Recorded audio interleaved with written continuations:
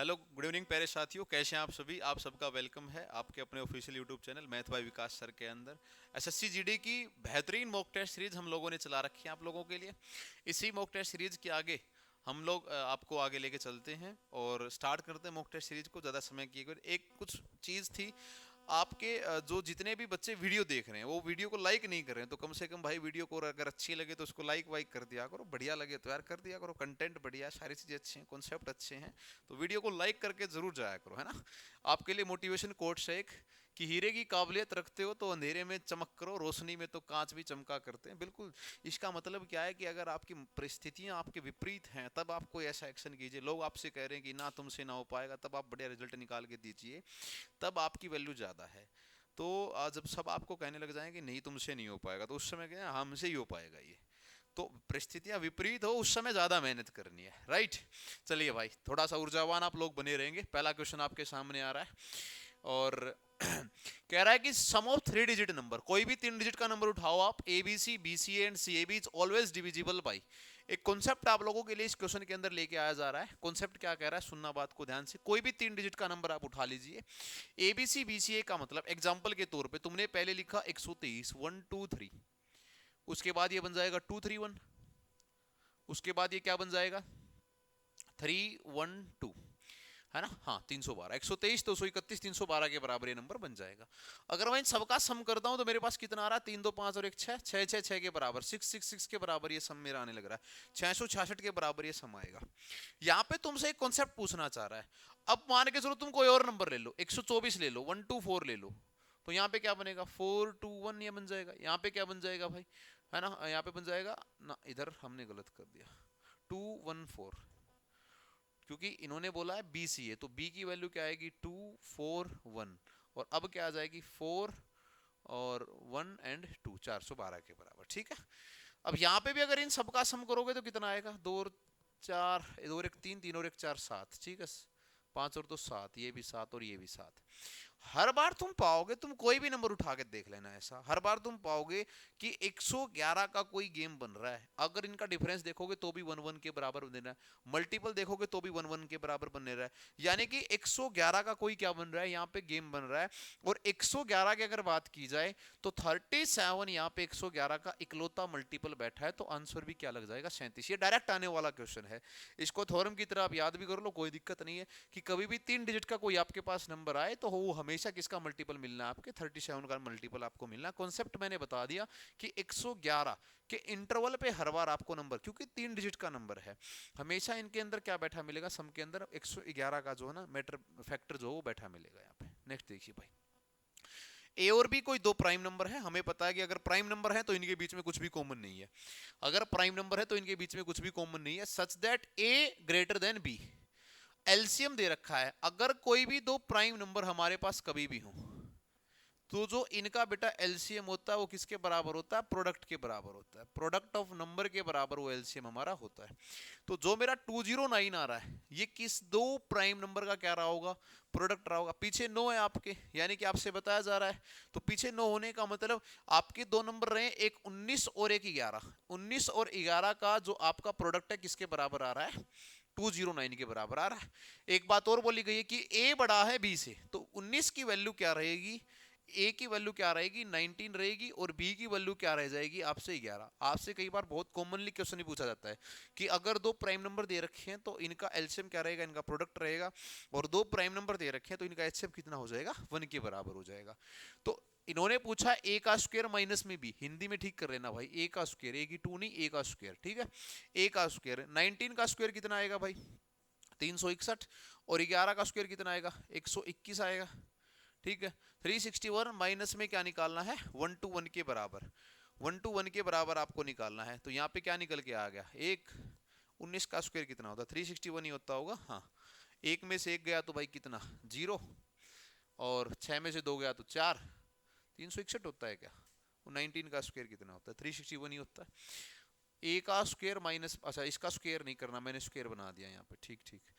ए का square minus में B दिया है, तो माइनस बी का मतलब माइनस में 11 करना है। तो 361 में से 11 गया तो 350, 350, 350 का मतलब कितना होगा ए, ठीक है, ए स्क्वायर माइनस बी स्क्वायर नहीं करना, सिर्फ ए का स्क्वायर माइनस बी करना है। क्वेश्चन नंबर 3 देखिए भाई।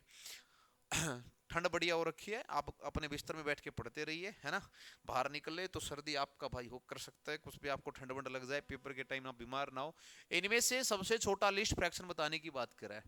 5/11 आपके पास है, 7/12 आपके पास है, 8/13 आपके पास है, और 9/17 आपके पास है। ठीक है, मैंने बता रखा है तुम्हें क्रॉस मल्टीप्लीकेशन आप कीजिए, 12×5 60 और 11×7 77। इनमें सबसे छोटा नंबर कौन सा है, ये इसको काट दो आप। सबसे छोटा नंबर चाहिए तुम्हें तो और कुछ नहीं चाहिए बिल्कुल।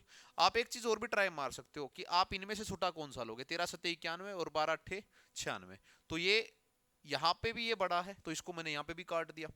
इधर मैं मल्टीप्लाई करता हूँ तो कितना आ रहा है मेरे पास, 13 से 9 की मल्टीप्लाई, तो 13 से 9 की मल्टीप्लाई कितनी होगी, 117, 117 के बराबर। और 17 से 8 की मल्टीप्लाई कितनी होगी, 8 से 56 का 6 और 136, 136 के बराबर, है ना। 136 और 117 मेरे पास ये आ गया, यानी कि यहाँ से ये बड़ा आ रहा है, इसको भी काट दो। अब तुम्हें कंपैरिजन करना है 5/11 का और 9/17 का, इनका कंपैरिजन करना। 17 से 5 की करोगे तो 85, और 11 से 9 के करोगे तो 99, यानी कि यहाँ से भी ये छोटा। तो आपके पास सबसे छोटा नंबर कौन सा आ रहा है, 5/11, और 5/11 का नंबर ए ऑप्शन मेरा बन जाएगा। आप इन सबकी क्रॉस प्रोडक्ट करो, जो आपके ऊपर सबसे छोटा नंबर आ रहा है वही आपका सबसे लीस्ट नंबर, सबसे छोटा नंबर बनता हुआ चला जाएगा। राइट भाई, नेक्स्ट क्वेश्चन कीजिए, question number 4। What is the radius of a normal cylinder whose height is 21 and the curved surface area is 13। Total formula based है, एसएससी के अंदर क्वेश्चन भी ऐसे ही आने हैं, फॉर्मूला बेस्ड ही आने एसएससी के अंदर। राइट, तो मेरे को सीएस से अगर निकालना तो क्या करना पड़ेगा, 2πRH के बराबर, और 2πRH की वैल्यू कितनी है, 1386। तो मेरे को सिर्फ यहाँ पे आर निकालना, रेडियस अगर निकालूंगा तो ये बाकी सारा काम उधर चला जाएगा, डिवाइड हो जाएगा मेरे के। तो 1 3 8 6 ये 2 डिवाइड के अंदर जाएगा, 22 भी डिवाइड के अंदर जाएगा, 7 मल्टीप्लाई के अंदर जाएगा, और जो हाइट है वो कितनी दे रखी है, 21। तो हाइट भी किसके अंदर जाएगी, डिवाइड के अंदर जाएगी। 7 ऊपर चला जाएगा, हाइट चली जाएगी मेरी इसके अंदर। देखिए भाई किस किस से कट रहा है, कौन कौन सा, 1386। 7 को आप इसके काट दीजिए 3 बार में, 3 और 1 4, 8 12, 12 और 6 18। 3 से ये काटिए आप, 3 से अगर आप काटते हैं तो कितना जा रहा है, 3 चौके 12, बच गया 1, 3 पंजे 15, और 3 छीके 18, पूरा ही जा रहा था। ठीक है, पूरा ही देखते हैं इसको एक बार। 1386 इंटू में 7 और डिवाइड बाई में 2 इंटू में 22, और h भी चाहिए, h कितना आ रखा है, 21 से आ रखा, 22 दूनी 44। 44 की 1386 से पूरी मल्टीप्लाई होती है, कितनी बार जाता है 44 1386 से, पूरी मल्टीप्लाई होती है इसकी। 7 से 3 बार तो ये गया, 44 अगर 12 से पूरा, 44 कितनी बार जा रहा है, 1386 से नहीं जा रहा। चलो 315 बार में, चलो ये काट दे किसको, 315, 3 चौके 12, बच गया मेरे पास 1, और 3 छीके 18, 1, 461 बार में ये गया मेरे पास। अब ये किसी से भी नहीं कट रहा, क्या आर की वैल्यू आ गई 461 डिवाइड बाई में 44। ठीक है, अब ये कितने के बराबर आ रहा है, 4 एकम 4, 3 दूनी 6, 462, 462, ये भी 462। आगे काट लेते हैं इसको, 22 दूनी 44, ये आ गया 22 बार में, और ये आ गया 231 बार में।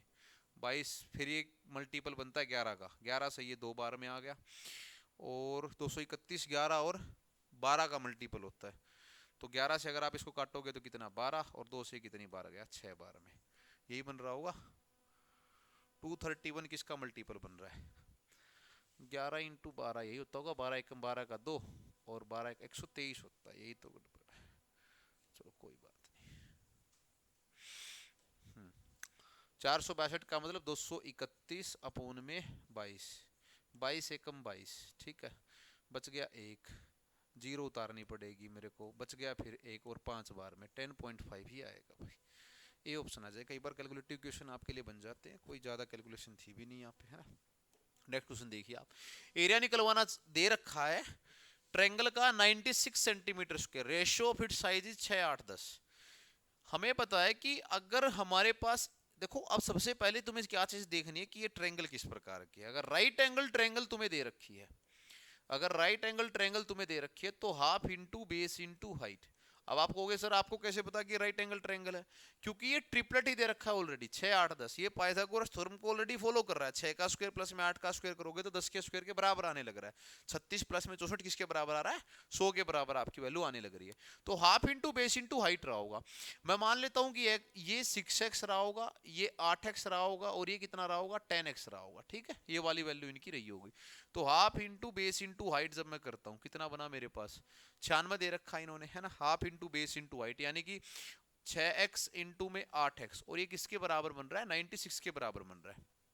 इधर मैं ले जाता हूं तो 48x की वैल्यू किसके बराबर है भाई? 96 इंटू में 2 के बराबर। 48 इसको 2 बार में काट रहा है, इधर से x का स्क्वायर आया तो x का स्क्वायर 4 के बराबर, यानी कि x की वैल्यू किसके बराबर आ रही है? 2 के बराबर आ रही है।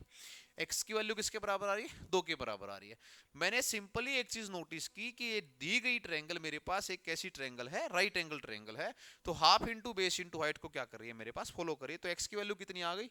2 आ गई मेरे पास, यानी कि साइड रही होगी 12, 16 और 20 के बराबर। 12 और 16 28, 28 और 20 कितना बनता है? 48, यानी कि 48 सेंटीमीटर जो है ना, मेरा आंसर आ गया होगा ऑप्शन नंबर ए। ये मैंने लगा दिया।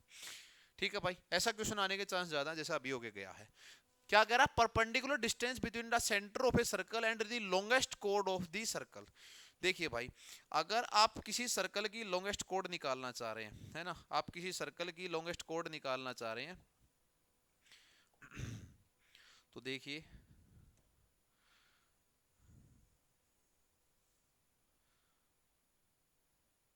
आपके पास सपोज कीजिए आपके पास एक ये सर्कल रहा होगा, ठीक है।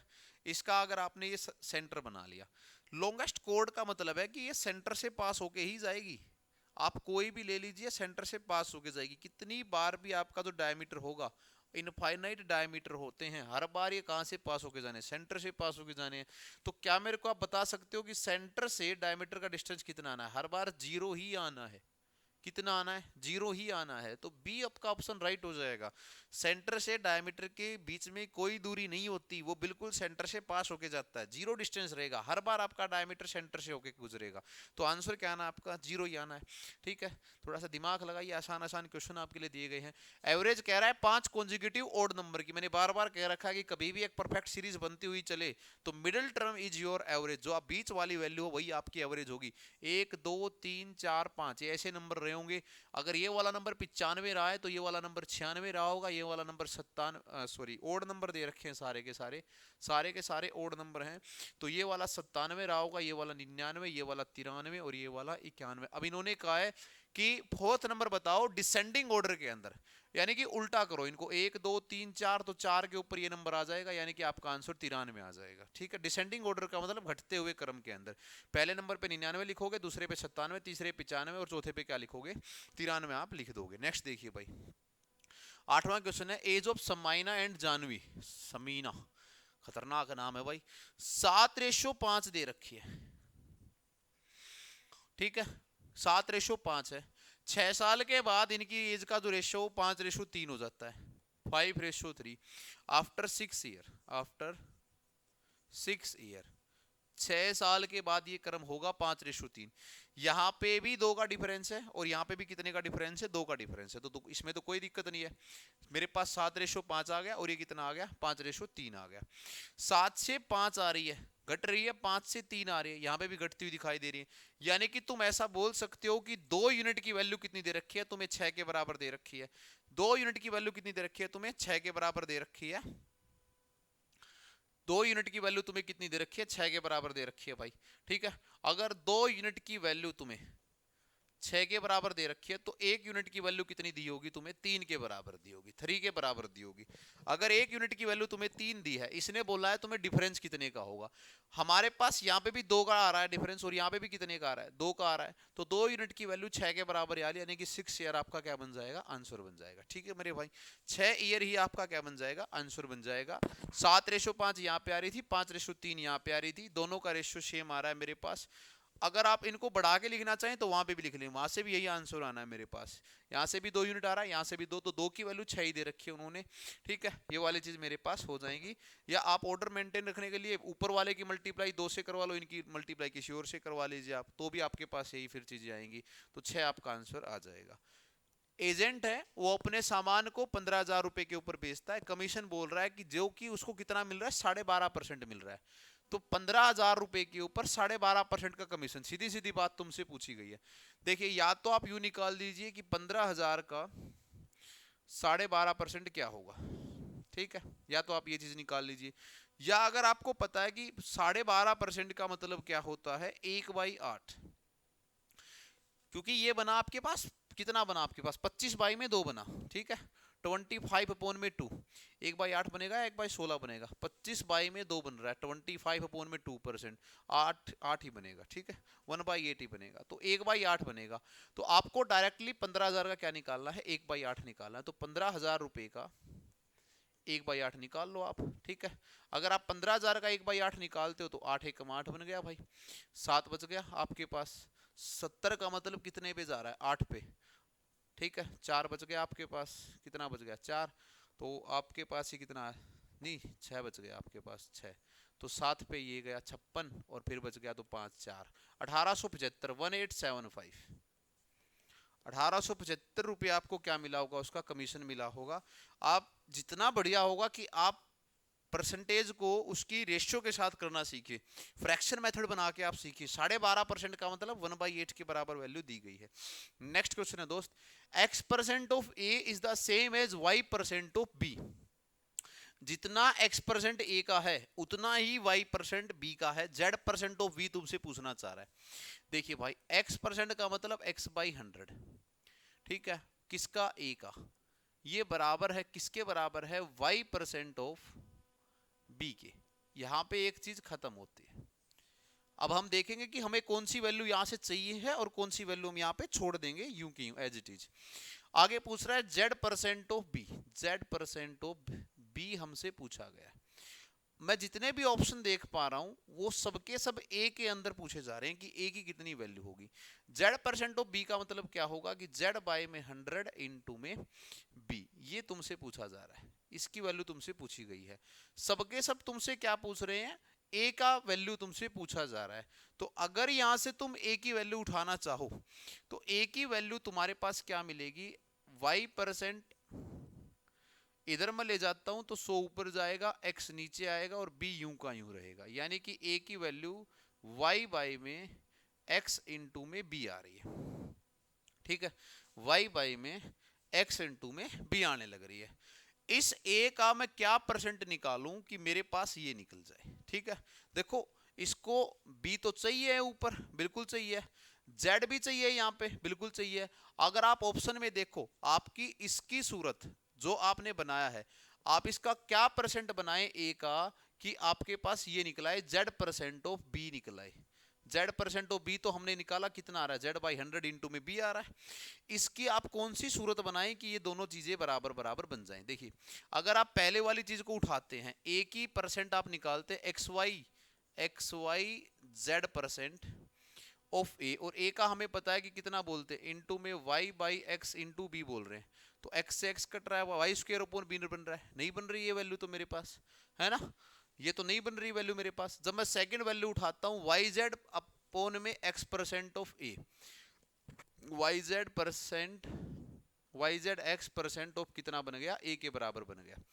अगर यहां से भी आप a उठा के यहां पे रखेंगे कि a की वैल्यू कितनी आ रही है सर, y/x इंटू में b आ रही है, तो नीचे x का स्क्वायर बन जाएगा, यानी कि ये भी नहीं बन रहा है। ये दो ऑप्शन तो आप गेट गए हैं। ऑप्शन नंबर सी यही आपके पास बचता है, और इसको हम करके भी देख लेते हैं कि कैसे बन रहा है ये।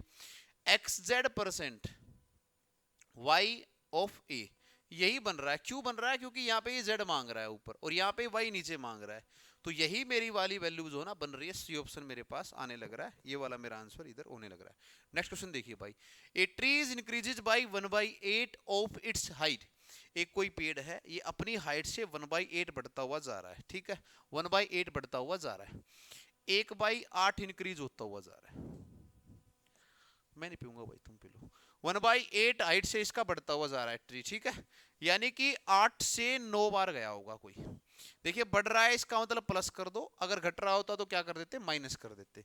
ये पहले साल की कंडीशन रही होगी, फर्स्ट ईयर की कंडीशन रही है, फिर 8 से कितना गया है, 9 गया है, ये दूसरे साल की कंडीशन रही है। और जब मैं तीसरे साल की बात करूं, अगले साल आधा होगा। अगर अब 1/8 हो रहा है तो फिर 1/8 का अगर तुम आधा करोगे तो कितना बन जाएगा, 1/16 बन जाएगा। अगर इसका तुम हाफ करने के लिए जाओगे, है ना, अगर इसका तुम, मैंने डिवाइड कर दिया, मल्टीप्लाई आएगा। अगर तुम इसका हाफ करने के लिए जाओगे तो कितना बनेगा, 1/16 बनेगा। और 1/16 का मतलब 16 से वैल्यू कहाँ जानी चाहिए, 17 पे जानी चाहिए। ठीक है, 16 से वैल्यू कहाँ जानी चाहिए, 17 बार में जानी चाहिए। तो अब तुम्हारे पास क्या है, आज की उसकी हाइट दे रखी है, कितनी दे रखी है, 8 मीटर। हमारी हाइट कितनी लिख रही है, 8 8 64, 64 की 16 से मल्टीप्लाई, है ना, 64 की 16 से मल्टीप्लाई करते हैं, 1024 के बराबर आ रही है, 1024 के बराबर। आगे हमसे मांग रखा है 81, 81 की 17 से मल्टीप्लाई, है ना भाई। तो 81 की 17 से करेंगे तो हमारे पास वैल्यू आ रही है 1377, 1377 के बराबर, 1377 के बराबर। अब हमारे पास 1024 यूनिट की वैल्यू दे रखी है 8, 1024 की वैल्यू कितनी है, 8 के बराबर है, 8 मीटर के बराबर। एक की वैल्यू होगी 8 अपॉन में 1024, और वैल्यू हमें चाहिए 1377 की, तो 1377 ये वाली वैल्यू हमें चाहिए है। ठीक है, 1024 को काट रहा होगा, बिल्कुल काट रहा है। 16 इंटू 8, देखो 8 तो इसी का फैक्टर, तो किस बार काट रहा है, 16 इंटू में 8 कट रहा है। 1377 को मैं बोलूंगा 9 इंटू 17 के बराबर। ठीक है, तो इसमें तो इसका कोई भी फैक्टर नहीं बन रहा, सिंपल हमें डिवाइड करना पड़ेगा।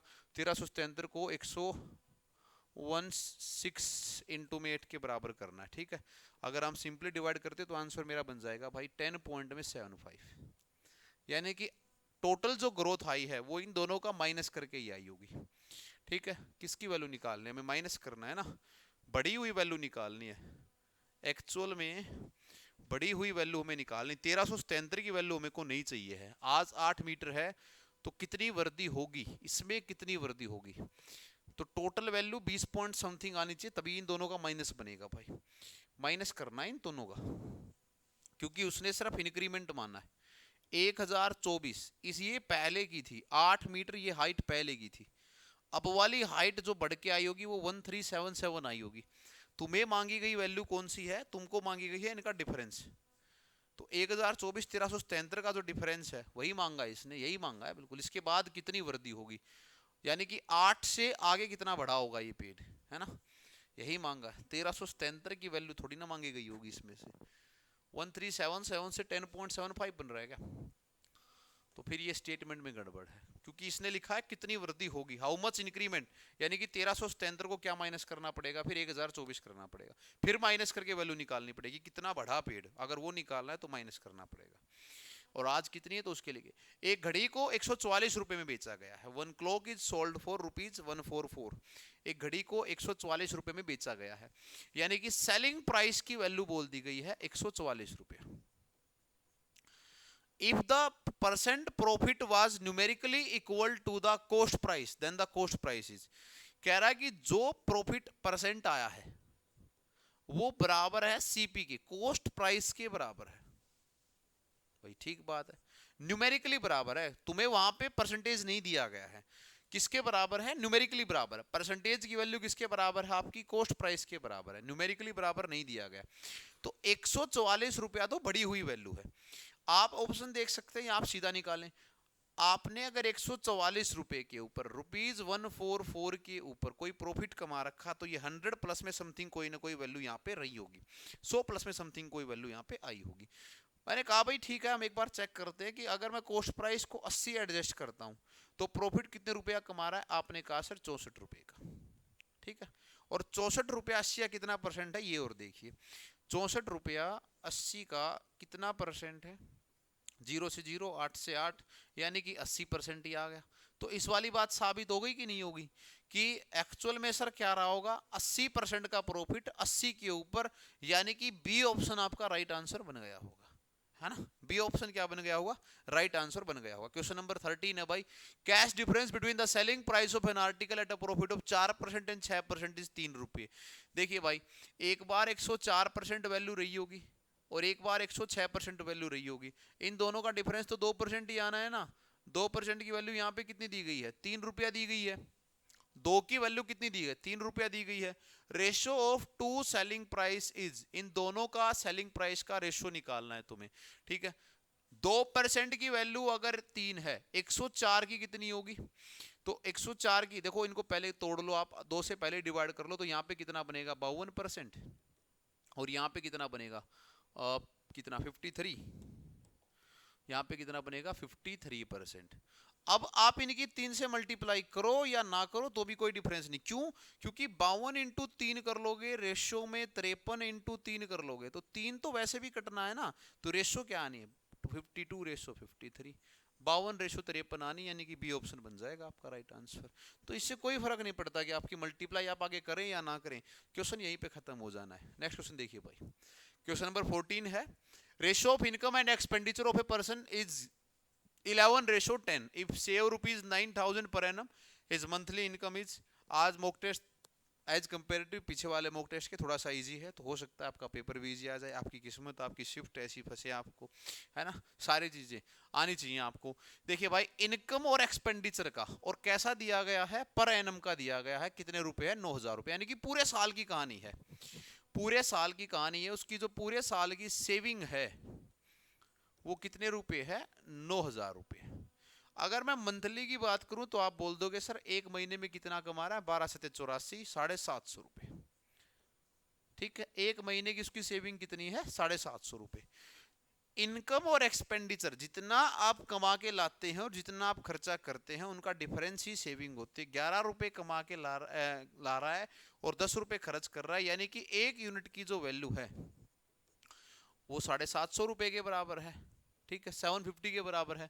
तो उसने बोला है कि उसकी मंथली इनकम कितनी है, इनकम 11 यूनिट है, तो इनटू में अगर आप 11 कर दोगे, 11 की 7 से करोगे 77 और आपके पास 50 और आ जाएगा, ठीक है।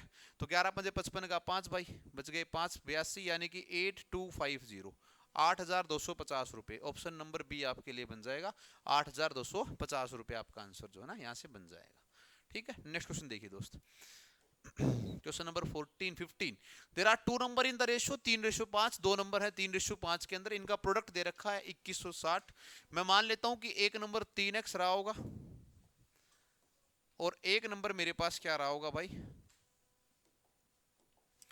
एक 3x रहा है,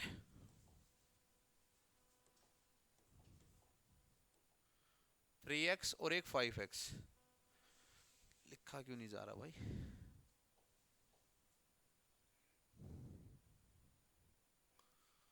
3x एंड 5x, ऐसे मैंने नंबर मान लिए कि एक 3x रहा होगा और एक क्या रहा होगा 5x रहा होगा, ठीक है भाई। तो इनका प्रोडक्ट अगर मैं निकालूंगा तो कितना बनेगा 15x का स्क्वायर, ये किसके बराबर है 2160 के बराबर है। तो x स्क्वायर की वैल्यू कितनी निकलेगी 2160 अपॉन में 15, तो 15 एकम 15, 15 एकम 15 बच गए भाई 5, और 15 से 3 मैंने मल्टीप्लाई किया तो कितना आ गया मेरा 45 136। एक्स स्क्वायर की वैल्यू यही आ रही है क्या 136 तो नहीं आनी चाहिए यार, 15 3 45, ओहो 15 6 90, 15 3 45 में क्या जोड़ दिया ना, ये तो गड़बड़ है। 2160 की 15 से अगर हम करते हैं तो 144 आना चाहिए। एक्स स्क्वायर की वैल्यू 144 है, तो x की वैल्यू कितनी आ गई 12 के बराबर, x की वैल्यू 12 आ गई मेरे पास, ठीक है।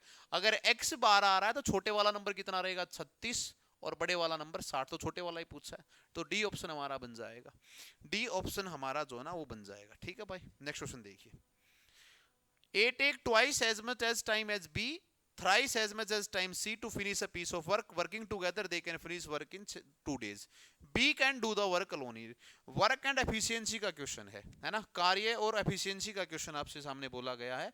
देखिए भाई, जितना टाइम A लेता है twice as much as B, यानी कि अगर B एक लेता है तो A कितना लेगा 2 लेगा। आपके सामने ये चीजें आई, A और C का फिर से है, यानी कि अगर ये एक लेता है तो ये 3 यूनिट लेगा। ये वाला एग्जामिनर ने बोला है कि आपसे A 3 गुना लेगा C के लिए और B से 2 गुना लेगा, ठीक है।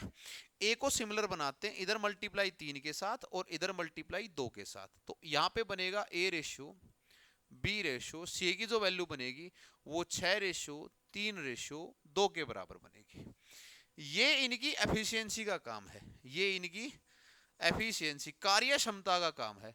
तुम्हें चाहिए वर्क डेज का, ठीक है, काम का जो काम है कि भाई दिन कितने लेंगे डेज कितना लेगा, तो जो डेज यहाँ पे लिए जाएंगे वो इसका रेसिप्रोकल हो जाएगा। 1/6 रेशियो 1/3 रेशियो 1/2। तो इनटू में 6, इनटू में 6 और इनटू में 6। यहाँ से कितना बना 1, यहाँ से बना 2 और यहाँ से कितना बन गया 3। यानी कि एक्चुअल में इनका रेशियो आएगा 1:2:3। ये इनके दिनों का रेशियो है। और यहाँ पे दे रखा है they working together can finish work in 2 days. तो अगर ये काम कितना कर रहे हैं मेरे भाई, 2 और 1 3, 3 और 3 कितना आ गया यहाँ पे 6 आ गया। कितना आ गया 6। अगर यहाँ पे इन्होंने 6 यूनिट दे रखा है, 6 यूनिट काम कर रहे हैं, 2 दिन के अंदर कर रहे हैं, तो भाई काम कितना आ गया 12, वर्क कितना आ गया आपके पास 12 आ गया। और बी को काम करना है, बी का मतलब 2, तो 2 को 12 काम करने के लिए कितने दिन लगेंगे 6 दिन, 6 डेज लगेंगे। यही आपका आंसर जो है ना बन जाएगा। तो 6 डेज का मतलब ऑप्शन नंबर बी आपके लिए लग जाएगा। एफिशिएंसी का जो रेशियो होता है वो डेज के रेशियो का इनवर्स आपके लिए बन के जाता है। ठीक है। Rani goes to school for her house in 30 minute. देखिए भाई ये बहुत बार मैंने आप लोगों को बता रखा है कि जो टाइम का रेशियो होता है वो स्पीड के रेशियो का इनवर्स होता है। आपके पास यहाँ पे टाइम का रेशियो दे रखा है। ये 30 मिनट लेती है रानी और राजा लेता है 45 मिनट। क्या बात है, नाम बहुत अच्छे भाई। 15 से 2 बार, 15 से 3 बार। ये टाइम का रेशियो आ गया। किसका रेशियो आ गया, टाइम का 2 रेशियो में 3 आ गया। In covering the same distance find the ratio between time taken by Rani and Raja. यही बोला है, टाइम का रेशियो बोला है ना,